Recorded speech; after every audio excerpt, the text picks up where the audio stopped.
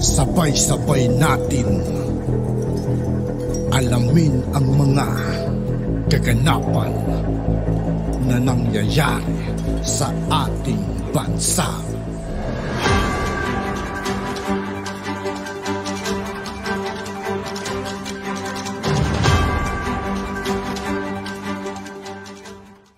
Yo, what's up mga kaibigan? This is I2K po again.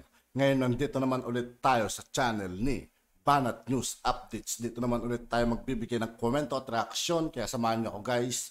Let's go!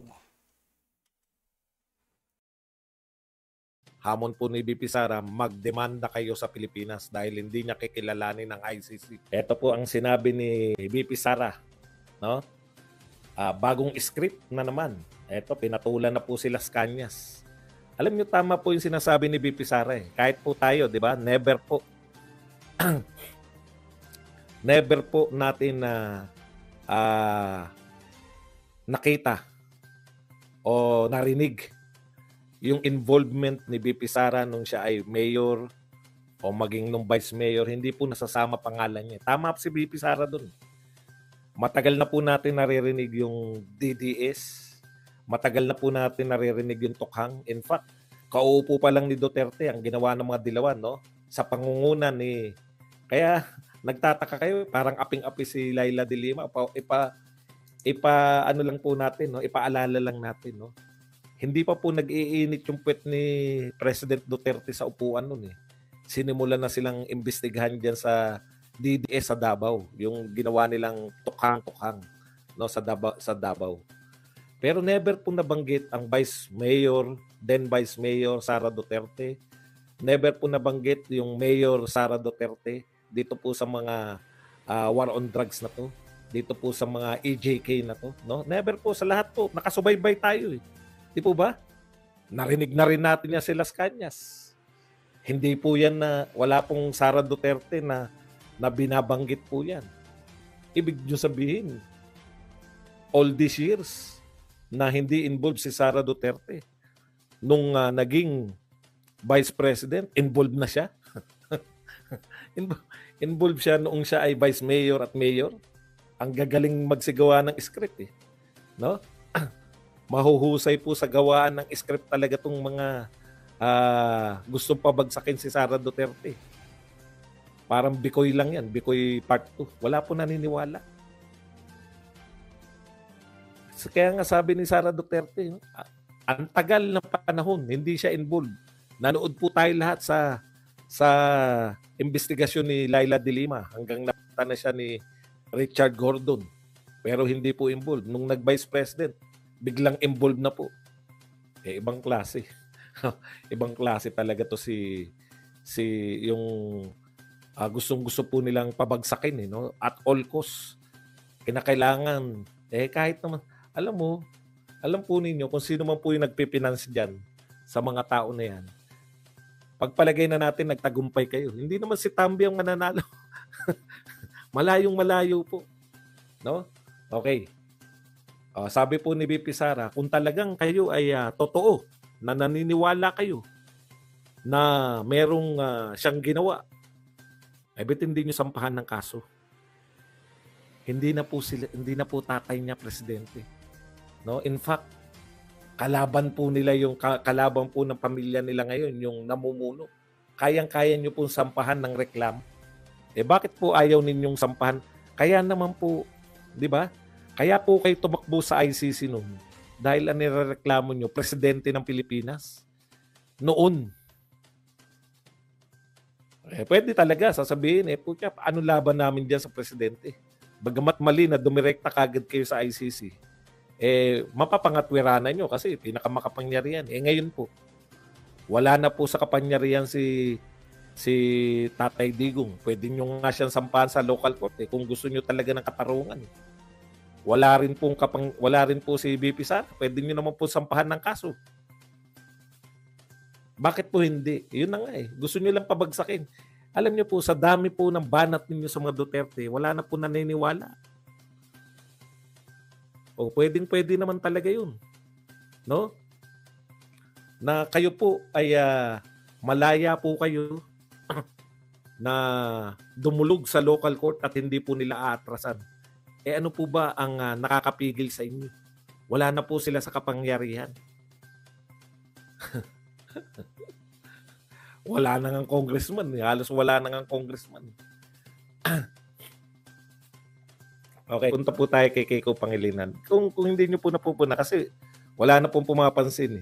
Meron po kasing panawagan ngayon yung mga Philpinks. No? Ito na po yung bago nilang tawag sa kanila, Philpinks. Tama nga kami. Tanga nga kayo. No? Tama daw silang mga pink. Tanga raw yung mga bumoto kay BBM at BP Sara noong nakaraang eleksyon. No? Dahil nagkakagulo nga yung unit team. Ito po ang sinabi ni Kiko Pangilinan kasi on the attack. On the attack. Sabi po ni Kiko Pangilinan sa mga kasama niyang kakamping, dito po sa panawagan nilang, tama nga kami. Yung pala yung sinasabing tama nga kami. Tanga nga kayo. Ang galing din. Oy, thank you very, very much. Babak Estesam na nagpa-star. Yan, 50 stars. Sabi ni Kiko Pangilinan, with due respect, this and other similar messages, they message types, do not help advance the cause we fought for then and continue to fight for now. Ayon po to kay Kiko. We need to persuade and convince. We do not need to ridicule and insult.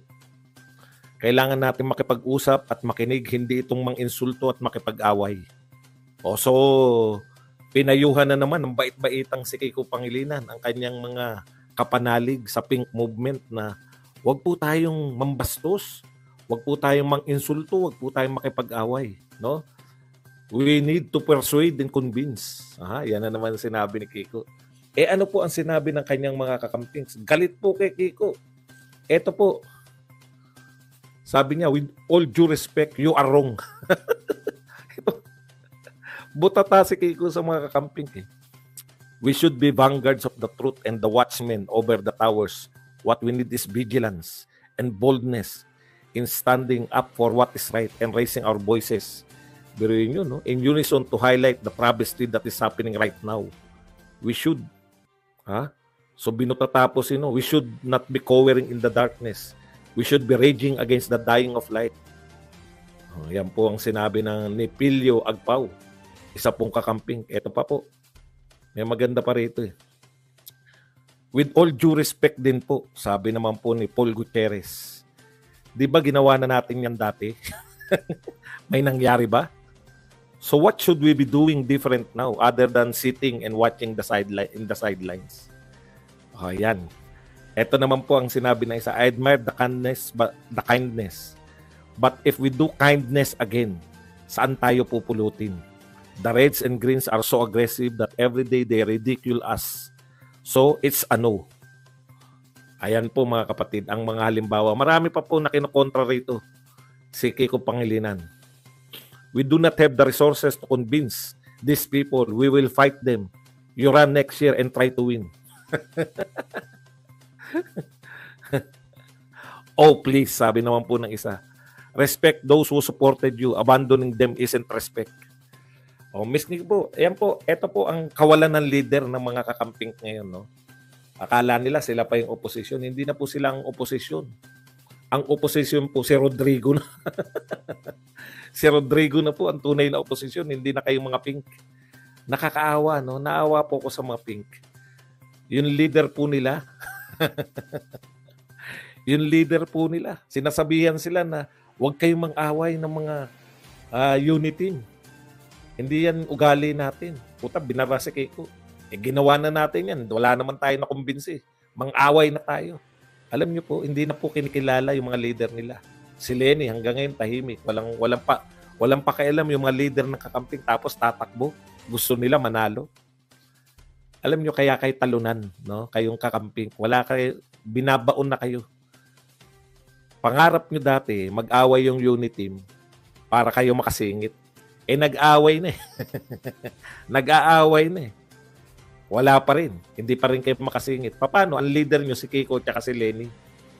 Ang pinakasanang ginawa ninyo nung natalo kayo, yung nga pala, hindi naman pala kasi kayo umaamin. Di ba panalo kayo?